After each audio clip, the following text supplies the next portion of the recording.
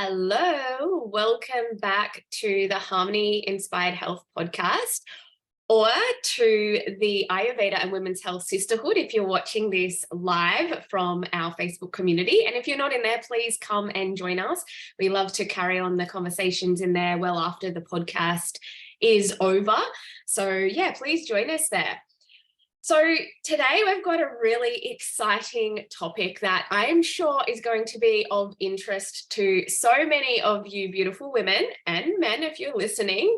And we're speaking today all about how to create the life you desire within 12 months.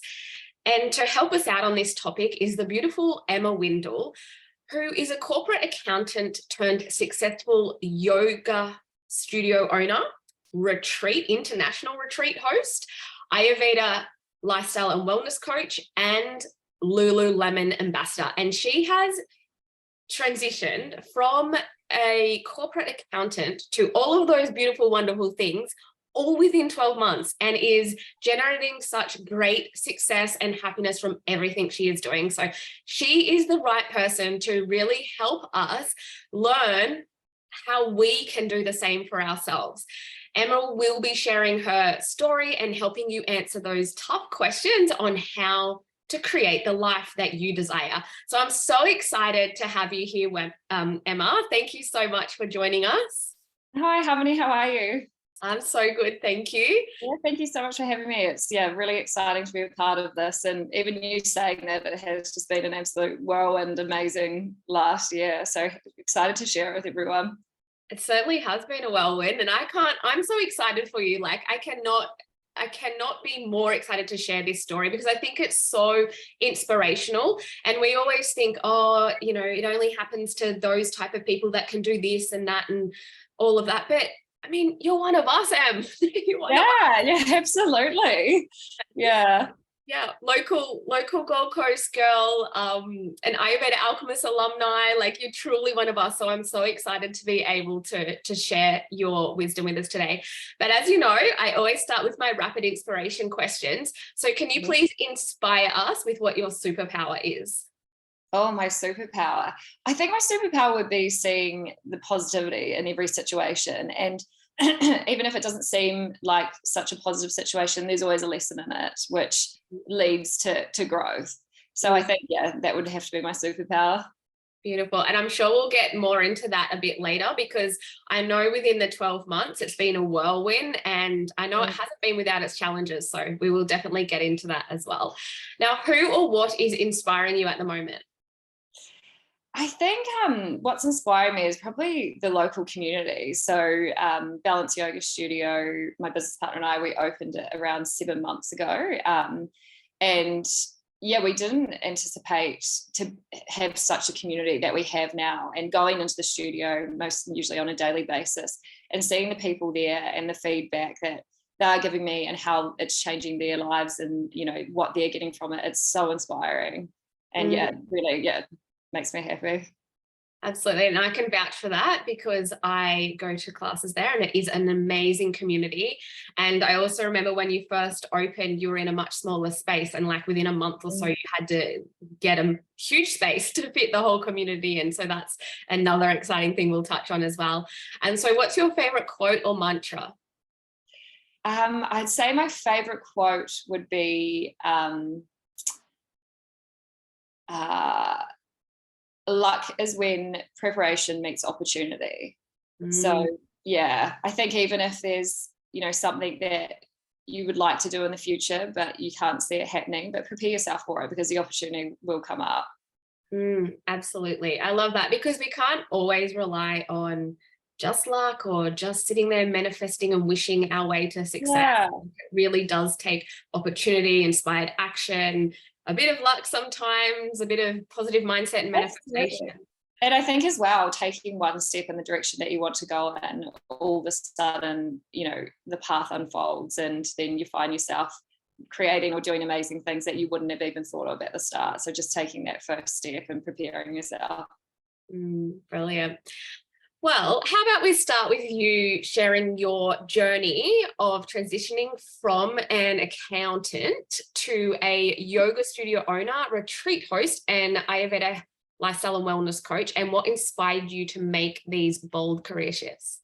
Yeah, so I think for me, I started off in the accounting world to get a sensible job, but I was never super passionate about it. Like, I always worked with nice people, and I'm really grateful for the opportunities and the skill set that I learned, but there was something always missing. And I think for me, it was finding what, and as corny and as buzzword as it sounds, is finding what I was passionate about. And I started practicing yoga on a daily basis probably just before COVID. Prior to that, I'd kind of sporadically done a bit of yoga and always liked it, a couple of retreats. But I started practicing daily. And then from that, I decided to do my yoga teacher training. And the reason I wanted to do that was not to become a yoga teacher. It was just to deepen my practice, because I was so passionate about this thing that was yoga, and I wanted to learn more and really dive into it. So I did my yoga teacher training, which then I discovered I actually loved teaching. So for quite a while, I was only teaching friends, and loving that, but couldn't really see owning a studio or that happening until I met my business partner, who I was helping her with accounting advice, funnily enough. And we decided to open Balance Yoga Studios. And then from that, around a similar time, I was doing the Ayurveda Alchemist with you, and absolutely loving that, and the connections that it had to yoga as well. Started doing the cleanses and the coaching from that. And then now, a month ago, I got asked to be Lululemon ambassador, which was an absolute dream. And I was thinking about it before, which is quite funny. When I was living in England, it was about 10 years ago, I was actually applying for accounting jobs at Lululemon. And wasn't successful. It was their first store in London and Covent Garden. I was thinking, isn't it funny how things come around? And, maybe I was planting the seeds back then.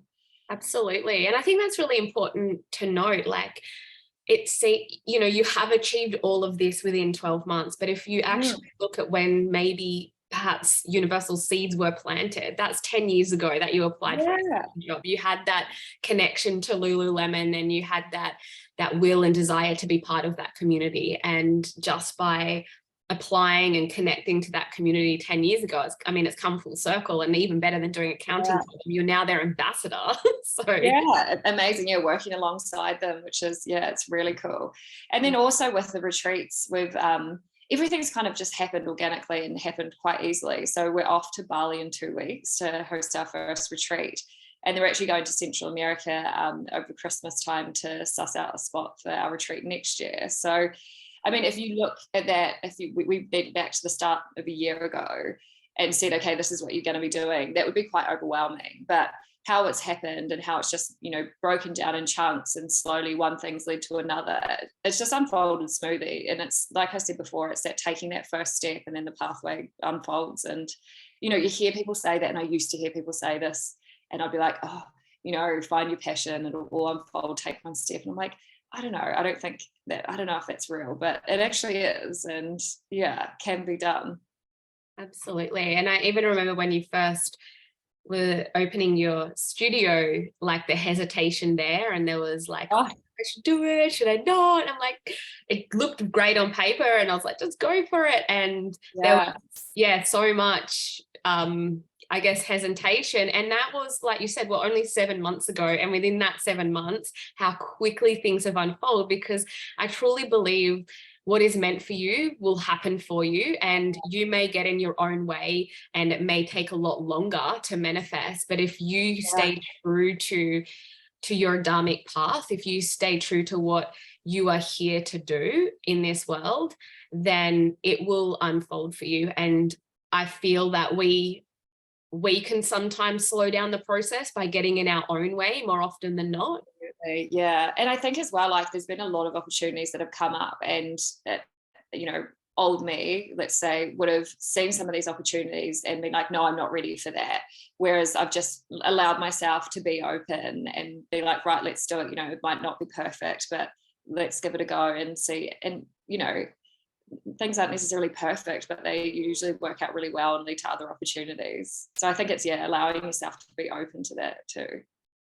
Absolutely. So I'm sure there's a few people listening perhaps that often we can realize what we don't want before we can actually say what we do want. We're so good at being like, oh, I don't want this, I don't want to do that, this sucks, I hate my job, or whatever it might be in your life. But when you go, well, actually, what do you really want?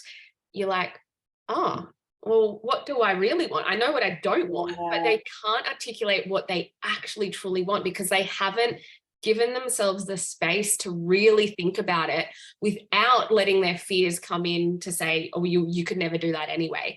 So how do you identify or even know what kind of life you want to live? Like, how do you start to identify, are your passions just passions that should be hobbies and just create joy in your life for you? Or are you identifying something deeper there where you're becoming of service and following this dharmic path of having this life that you desire, and that is implemented in your career choice or your business choice? Yeah. So I think, knowing what you don't want is important, and that's a good thing. But if you get caught up in that, to me, it's, you're looking for a bit of a negative mind space. It's like what you don't want. And, someone saying to you, just find your passion, like that can be so overwhelming and so daunting. So the advice that I would give, or, or more how it unfolded for me, was taking note of, in different scenarios, what felt really good. So what things was I doing where I walked away and I felt really energized and, empowered and content. And then what situations where I was feeling a bit different, I walked away maybe feeling a little bit depleted and not so great. So following the path, figuring out what makes you feel really good. So for me, it was obviously yoga, and then starting to just move in that direction. And like I was saying before, it's bizarre and it's amazing how opportunities unfold, and you take one step and then, the next one will present itself. And I think as well, sitting there, if it's like, okay, what is this future life that I want? Don't get overwhelmed by, thinking it's too big, it's too hard. How can you break it down? Actually, it was a really good book that you recommended for me. Was it one about focus? I can't remember the title of it. The One Thing? The One Thing, that's it. Yeah. And so it's, what is the one thing you can do today to get you to your future goal? And you might not even know what that future goal is, but you may have some things that you're like, okay, I want to live by the beach because that makes me feel great, or I love helping people. So it's not necessarily seeing the end goal, but it's, figuring out what can you do today, what makes you feel good, and then starting in that direction. And yeah, that's how it seemed to unfold for me. Absolutely. And I do think, we have such a tendency to rush forward in life and see these big future visions, which is fantastic and great, but they can become really overwhelming. And that's when we let that self-doubt come in and say, oh my gosh, like that vision is so big, as if I could ever get there. But when you start to slowly break it down and just take one step at a time, as you mentioned, doors unfold, connections happen. Like there might be somebody that you're going to meet in 3 months that is going to change your life in a really positive way, but you don't know that until you start making these small little steps. Absolutely. And the other thing as well is I wouldn't recommend just chucking in what your day job is now or what you do now to throw yourself into something, because then I feel like you're acting from a different place. It's all of a sudden, it's not, let's create this beautiful passion. It's, oh no, I need to make this amount of money to, be able to eat and pay my mortgage or rent, whatever it might be. So, just really maybe having to sacrifice some other things in your life. Maybe you have to work 2 jobs for once, or at one time, or your normal job while you're transitioning into this new life. So sometimes you do have to make some sacrifices, but I think it's a lot better to do it that way than chucking in this old 9 to 5 or whatever it might be to jump into this big picture goal that you have. Absolutely. I wholeheartedly agree with that. And that's what I advise my students and the women that I mentor as well in business, because it even took me it was a 6-year transition. So I've been nursing. I'm a clinical nurse for, is it like 18 or so years now? And I was doing my business alongside that for the last 6 or maybe even 7 years now. It was probably 7 years, but I've been full time in my business for 18 months to 2 years. God, I don't even know my dates. But I know it took me about 6 years to transition from my nursing job, cutting down shifts and hours slowly and slowly over a 6-year period to get to be at this stage where I'm working full time in my business. And it really helped in the sense that there wasn't that, like you said, that financial pressure to make it work just for the money. I could really make it work for the reason I wanted it to work in the first place. And that's to really inspire and educate women in women's health and Ayurveda. And I think when you can come from that place, your success will be inevitable anyway.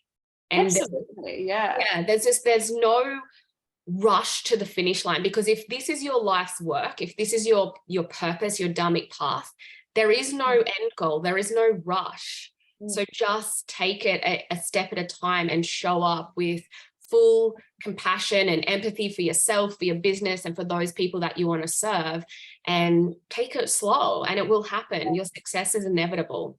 Absolutely. And I think as well, like if you're, you step into this new dream job, passion, whatever it is, and you're selling to people, but you're selling to them with the energy of, oh, I need to make this money because I've got bills to pay, they're going to pick up on that, and so it's going in, if you can, know you have your basic needs covered in another area, your old career, and, you're coming from a different place, then you're actually sharing the value that they'll get from whatever it is that you're doing.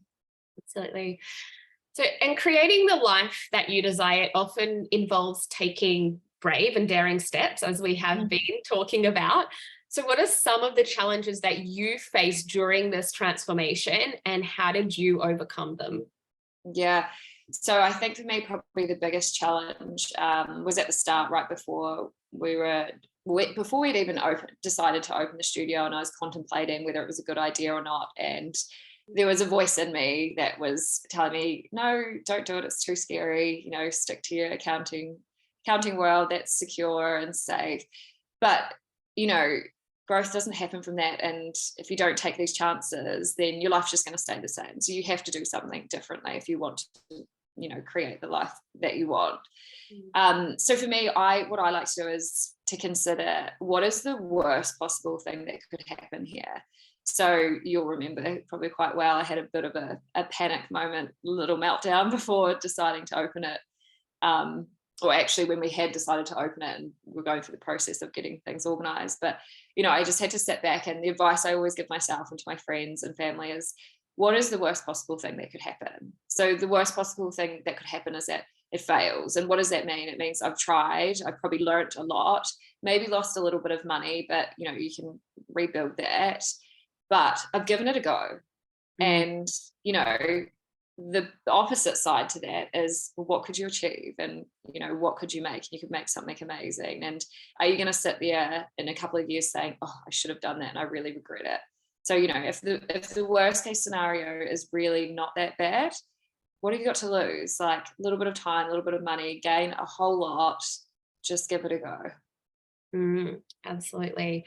It's so important to look at, we call them the pros and the cons, but really when you go down the cons list, it's usually a battle with our own ego, because if it doesn't work out, like really what is the worst? We have a bruised ego maybe, but at least we know, and at least we tried. And hey, if it doesn't work out, it just might not be the timing. It might doesn't mean you can't try again if that's what you're supposed to be doing. Like, what is it?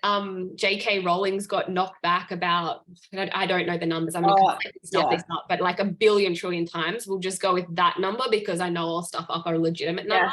It's 1 billion trillion times. The book even got published, and if you'd given up, then these stories wouldn't be out in the world. Like, people are obsessed with them. So I think, it's so important to understand, what is it really that bad? Like, what could happen? Or do we perceive it that bad because we're allowing our ego and our limiting beliefs to get in the way of really fulfilling our dream and creating the life that we desire? Absolutely. Yeah. And I don't think I've had a situation where I've been deciding to do something that the negative side of it, or the worst thing that could happen, has really been that bad. Yeah, absolutely. It's so much Yeah, worse in our head, right? absolutely. Yeah. So much worse. And I guess there's a double-edged sword there. So if you keep your corporate job going, at least there's that safety net. But then some people Absolutely. might keep it there, and then they're like, oh well, it's easy. And then when things become a little bit hard and challenges arise in business, they could be like, oh no, that's too hard, and just stick with more of their unfulfilled path. Mm, Because there that- can be that sort of fear that comes up, and that's why a lot of people they just connect and they latch onto that safety net. And I mean, that can happen in relationships as well, right? Like where you oh, see couples where they just are in this, horrible relationship with each other, but they're too afraid to leave or do anything different, because at least they know what that yeah. relationship is. At least I mean, they feel somewhat safe, even if it isn't safe, because they yeah. know what it is. Yeah. But the thing is, you're not going to create your dream life doing that. So that's where you have 100%. to change, and there has to be a point where you say, okay, cool, I'm going to give this a go. And it could be scary, and it will be scary. There'll absolutely be times where you'll wake up in the night and have a panic, and probably more than once, and it'll be a bit of a roller coaster. But if you want change and you want to go in the direction of this dream life that you want to create, then you have to do something Mm. different. And so besides writing the pros and cons list, or asking yourself what is the worst that could actually happen, Mm. is there anything else that helped you to gain your confidence to really back yourself and pursue your passions, even in the face of uncertainty? Mm. I'd say having the right people around you is key. So, surrounding yourself with people that are going to encourage you, and surrounding yourself with people that can help equip you with the right knowledge as well. So, maybe that is accounting advice or marketing advice or whatever that might be. Really making sure you've got the right team around you, and not having those people that are installing the fear in you, saying, well, what if this happens, what if that happens. So making sure, if you're going into a business with a business partner, you go into business with an amazing person, and making sure your friends and your family are the ones that are encouraging you and are your cheerleaders, not bringing you down, because that's not what you need. That's huge, because if you've already got some self-doubts and then you confide in a well-meaning family member or friend, and they're trying to protect you and they think you're a little bit crazy, that can really push those self-doubts even further up, because you then have no self-belief in yourself, but you're also hearing that other people don't believe in you. So they're reinforcing what you're thinking about yourself. So no, you don't need, you need positive people around you. And, and even during the process, like I had a bit of imposter syndrome maybe about a month ago, and I'm so lucky I have an amazing group of friends and family around me. And it was one of my friends that, actually gave me a call a bit later and had a chat with me and was like, come on, like, think about this. And, that really, snapped me out of the thoughts that I was having. I was like, okay, yeah, you're right. Thank you so much. And having those people around you is, they're worth their weight in gold. Absolutely. Couldn't agree more. And as I mentioned at the start of the episode, you are one of us. You're an Ayurveda Alchemist alumni. So you went through the whole program to be a certified Ayurveda holistic health coach. And I know when you were opening your studio, it was at the very end of your time in the program, and you were really excited about running Ayurvedic cleanses as well for your community, which I know you've successfully done, teaching Ayurveda workshops at your retreats and things like that.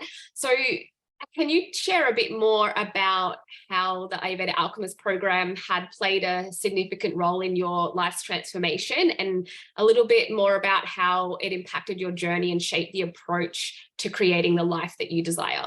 Yeah. So completing the Ayurveda Alchemist, the information that you learn throughout it is it actually is life-changing. Like, I learned a lot about myself during that time. And one of the main things that stuck out with me was, when we did the module on like limiting core beliefs, and that really helped me encouraged me to give me the push to actually go down and, you know, take this pathway of opening the yoga studio and, you know, going with it. So yeah, learning all that, and also learning about your routines and your habits and how that can actually really help to change and shape your life is so key. So all of that personally was amazing.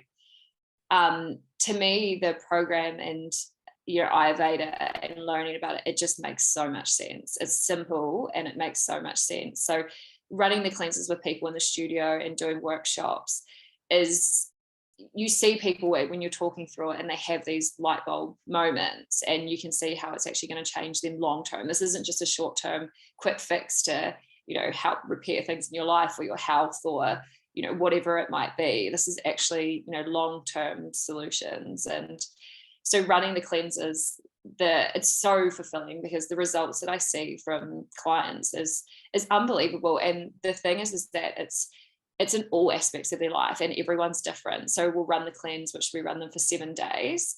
And the outcomes that people have can be so different from one person to the next. It could be, you know, sleep issues, digestion issues, energy, you know, healthy weight management, whatever it might be, foggy brain.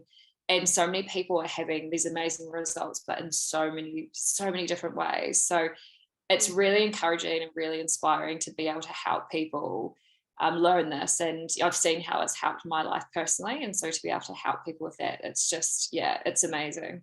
And even if you wanted to do it just to learn more about it, which is the reason I did it for. And yeah, now look.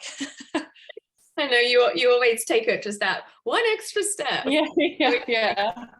Yeah, and I love, because Ayurveda is all about that mind, body, soul connection. It's a really holistic health science. It's not just, you know, one path. So it can affect people on so many different levels. And I think what's so beautiful about our community in the Ayurveda Alchemist program is that we really nurture each other through the process, and everyone has such a great, deep self-development journey throughout the program. But we also offer that business support and business mentorship as well as part of the program. So we help everyone come up with their own methods, their own methodology, and their own business model, which looks completely different. Even if everybody is certified as an Ayurveda holistic health coach, their businesses are so different because Ayurveda really connects to so much of life and nature, and that's why it's important to have your own unique skills. Like even Emma, you brought in accounting skills that I'm sure has become, you know, undeniably amazing in the business that you're running now. So I'm so proud of you for everything that you have done. And you did mention one of the things that it taught you was to really solidify a beautiful routine to help with your success. So can you share with us a little bit of what a successful routine looks like for you, or your routine that helps you become a successful person that you are today?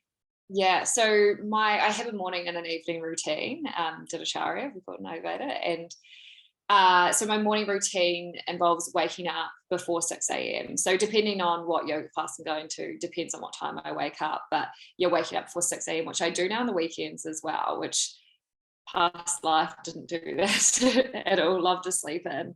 But so waking up before 6 a.m. you're actually fine because of the circadian rhythms. You know, I have so much more energy and, you know, tend to bounce out of bed a lot easier. So as soon as I wake up, I sit up and I'll meditate for, depending on what time I have, but generally maybe about 10 minutes, get up, go to the bathroom, scrape my tongue, life-changing. So one who I do the cleanse with, this is one thing that everyone continues with. So brushing my teeth, scraping the tongue, you just feel so refreshed, removing all those toxins from your mouth. And that's definitely life-changing, that one.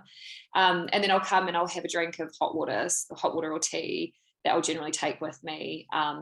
And that helps with hydration. The warm water being able to absorb into your body is much better than smashing cold water and locking everything up.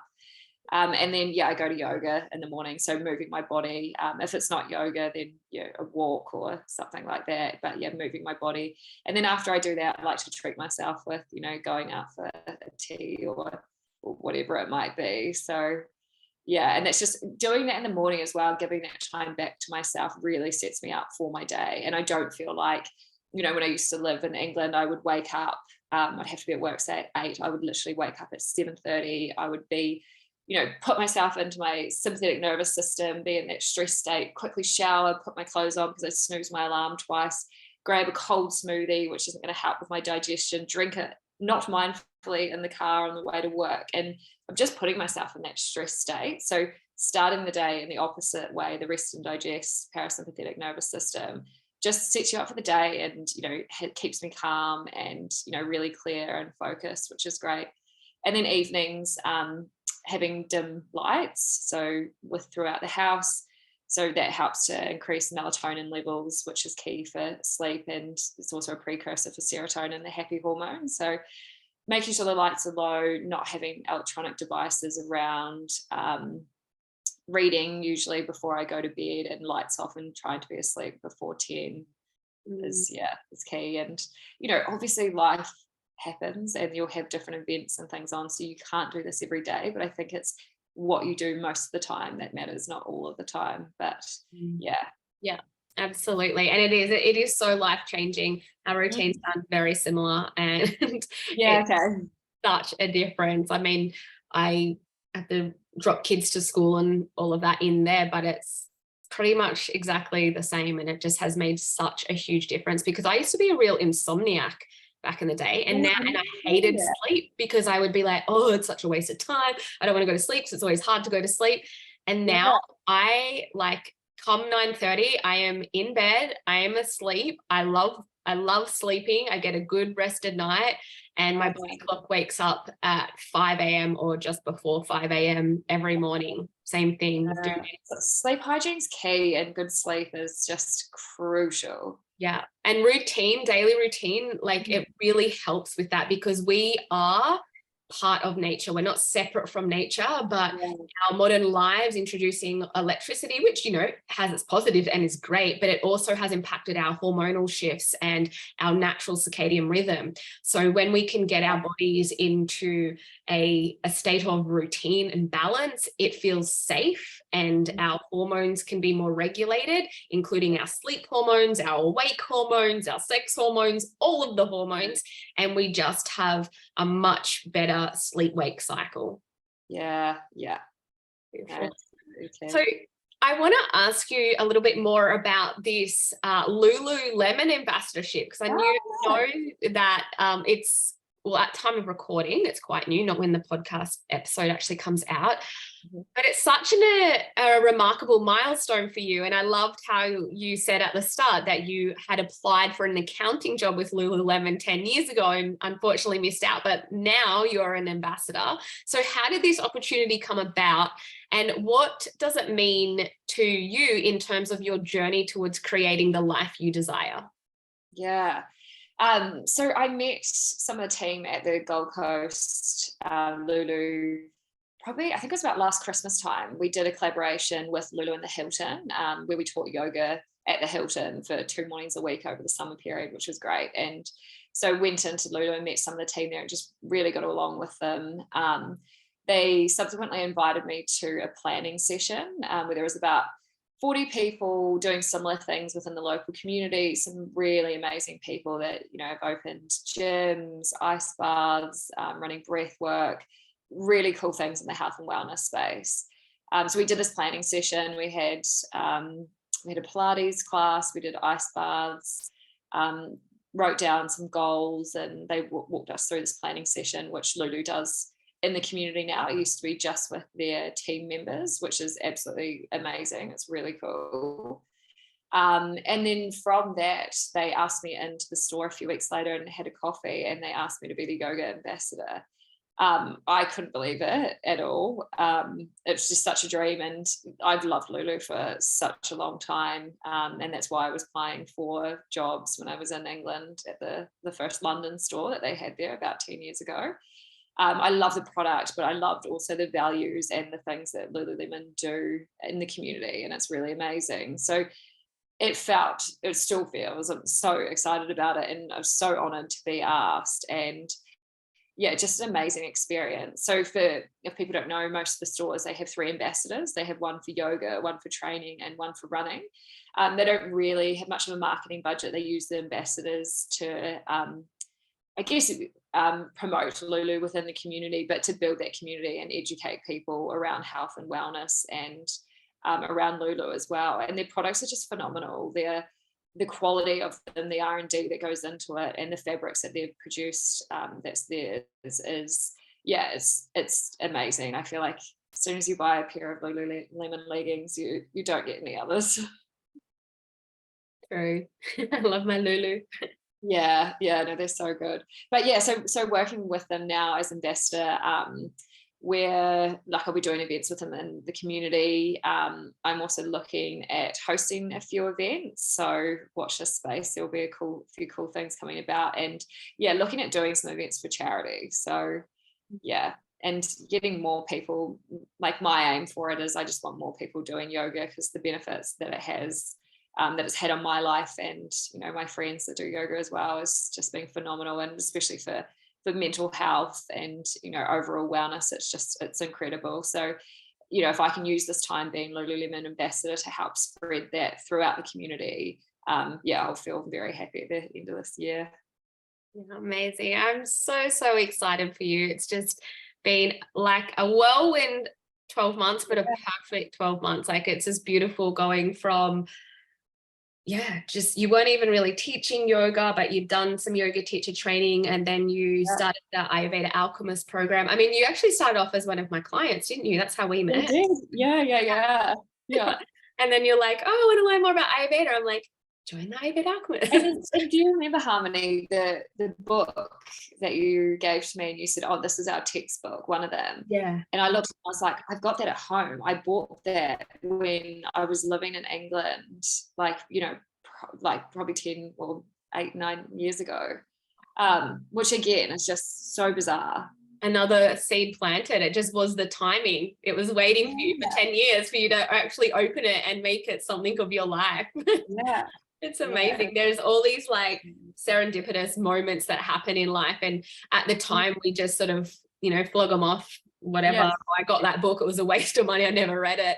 And then 10 years later, you reading the book as one of your recommended reading materials. You have graduated as an Ayurveda holistic health coach. You've just opened a yoga studio. You're now teaching yoga, which you never dreamt of doing. You're running retreats in Bali and South America, and a Lululemon ambassador. And it's like all those little seeds planted over like a period of your lifetime all just bloomed and combusted in 12 months. And you're like, here I am, people. Wow.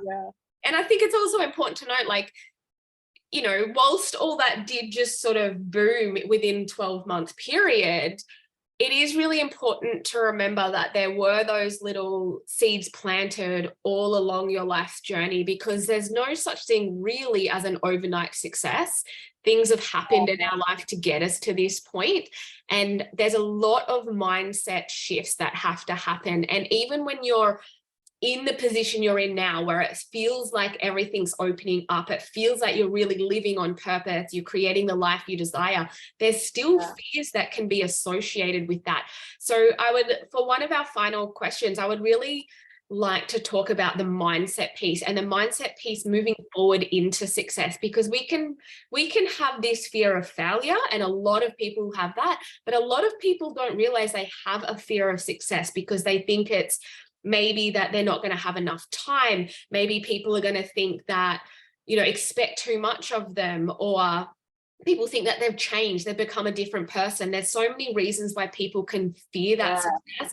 And we talk about this a lot in like the Ayurvedic psychology and limiting core beliefs, and really understanding where your limitations are coming from and how can you keep moving through seamlessly through the dynamic path of success. So I'd love for you to tell us how do you keep your mindset strong, and what are some things that you do to cultivate a success mindset? Yeah, okay. So I've done a couple of Vipassanas, the 10-day silent meditation retreats, and which is an absolute journey. And they teach you this concept of impermanence. And I hold that close to my heart. And I always consider that theory when I'm looking at, anything that I'm doing. So, say you're going down a pathway and you're going to start, let's say, open a yoga studio or whatever, and you're having these moments where you're feeling the fear and it doesn't feel right and you're going to pull out, is knowing that these are just feelings and these feelings aren't permanent and they will pass. So I think it's so important to know that, sit with it for a while, don't make any rash decisions, go for a walk, even give it a few days, maybe journal about it, before you make any big decisions and pull out. Because sometimes, you might have had a bad sleep and so you're feeling tired and there's been a couple of other things that have happened in your day, and then all of a sudden this fear comes in, and it's because you're not feeling maybe totally mentally or emotionally stable that day. That doesn't mean that the path you're going down is a bad decision. It just means you're feeling a certain way in that moment. So I think realizing that our feelings, our emotions, like everything is impermanent, sit with it for a bit,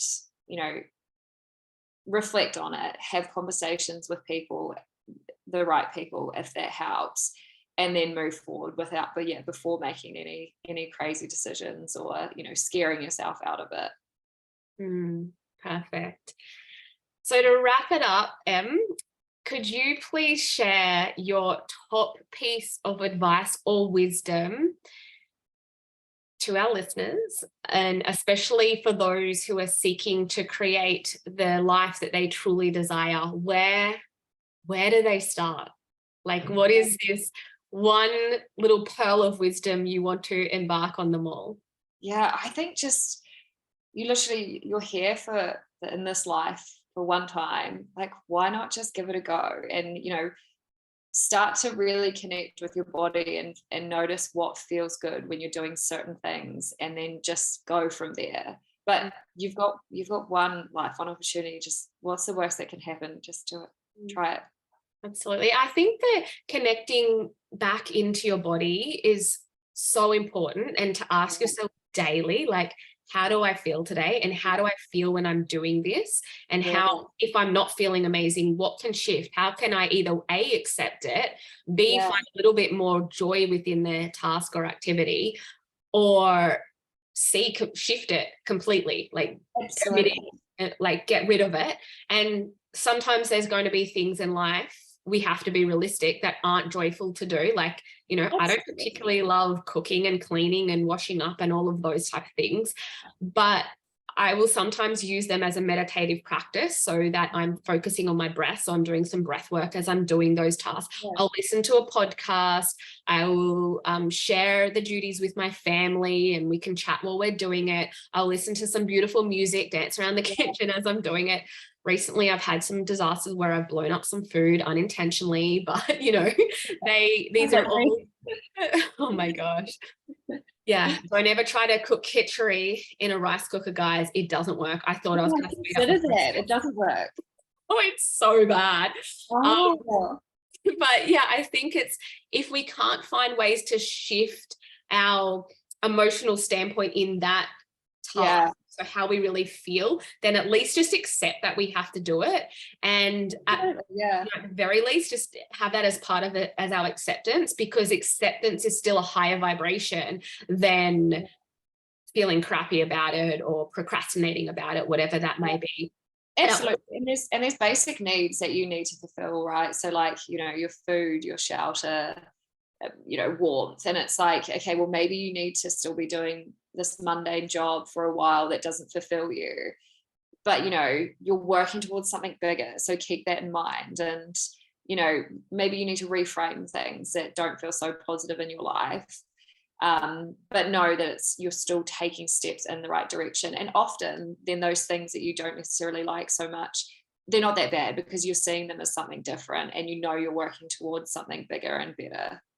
Exactly. And when we talk about being on a dharmic path, like, dharma means just showing up in that moment, no matter what it is, with the right intentions and right actions. So if you show up to household duties with the right intention and doing it within the right way and having this, you know, right feeling about it. Oh, I'm doing this for myself, for my family, and I appreciate that we can eat clean, beautiful food and we have abundance of food, then you are on your dharmic path right then and there. You don't have to be doing some grand big thing that's saving the world. Your dharmic path is just showing up in each moment as your higher self, or as best you can. And the reality is, we're humans, we have emotions. That's not going to happen all of the time, but then you can reflect on that and you can learn from that. As a human, we're constantly learning, we're constantly growing, and that's what we're here for. So looking at that, say the thing that you don't necessarily like, the household task or maybe the 9-to-5 job, and looking at the positives that it gives you, like, you know, it gives you a solid income, which means that you can eat and you have shelter, which, you know, is a lot more than a lot of people in this world have. So seeing those positives, well, instead of just looking at like, oh, I hate doing that, and having this negative energy going into it, like, look at the positives that come from it. Yeah, absolutely. And yeah, I definitely had to do that when I was really trying to transition from my nursing career. Just being so grateful when I could show up so grateful for my job, the job actually became more enjoyable because your vibration really attracts that same vibration. So if you are vibrating joy, then you're going to attract more joy into your life, even if it's in something that you didn't find so much joy in. And I love, you know, when we speak about tapping into the body, often we can be so scattered and so out of our body and out of our mind all the time, because society and you know, the way we live is just constantly pulling our senses outwards. But what we say in Ayurveda and even yoga, like, we practice this pratyahara, which is bringing those senses inwards, and we don't do that enough. But when we can stop and be within ourselves and say, how are we feeling, and really connecting to what lights us up, it is such a beautiful tool. Because even if you start, you know, creating this life you desire, and you think that it's going to be this, you know, you have this vision of this one goal for yourself, but after doing it for a few years, maybe that feeling slightly shifts, and that's okay. That's absolutely okay. I'm going through that at the moment within my own business. Is what's really resonating? Where am I showing up? Where do I show up with just love and compassion? And where am I like, oh, I've got to do this, like, you know? And I'm noticing that, and just making those shifts it can be challenging and it can be hard, but on the other side, there's just so much more lightness and so much more joy, and you just show up with so much more authenticity because you're really, really tapping into your higher self. So thank you so much, Emma, for coming along today and sharing your story and your wisdom. Where can our listeners find you, or if they want to catch a yoga or Pilates class at Balance? Yeah, so the studio is 87 Griffith Street in Coolangatta. So we would love to have everyone come on in. And you can check all the information, the times, at www.balanceyogastudios.com, or our Instagram is Balance Yoga Studios. Beautiful. And I will put those links in the show notes. And I also wanted to invite everybody who is either listening or watching to a free training I have available. And if this is for personal health seekers or health and wellness professionals who really want to know how to optimize their health and their hormones and be able to step into their higher self and optimize their business through the process. And so this training, I will put the link in the show notes if you're listening to the podcast. I'll also put the link in the comments if you're watching this live from the Ayurveda and Women's Health Sisterhood. It's a 5-part mini series, so they're just short little videos going through the whole process of my proprietary methodology, the higher self methodology, that helps you really step into your higher self, going through 3 pillars, which is health alchemy. And then we have pillar 2 is the empowered mind paradigm, looking at Ayurvedic psychology and limiting beliefs. And the 3rd pillar is dharmic impact, where you can really step into your purpose, whether that's within your personal health desires or whether that is within your business. But how can you create this dharmic impact through purpose-driven changes? So I will pop those links in the show notes or the comments below.